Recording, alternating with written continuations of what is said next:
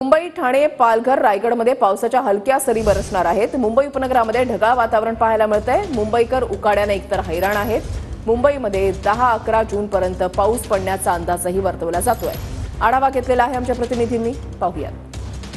मुंबईसह उपनगरात सध्या ढगाळ वातावरण पाहायला मिळत आहे। आपण सध्या दादर या परिसरात आहोत। आपण पाहू शकतो की दादर या परिसरात देखील ढगाळ वातावरण निर्माण झालेलं आहे। राज्यासह मुंबईत देखील अनेक नागरिकांना उकाड्याचा सध्या सामना करावा लागतोय। यावेळी नागरिकही पावसाच्या प्रतीक्षेत आहेत।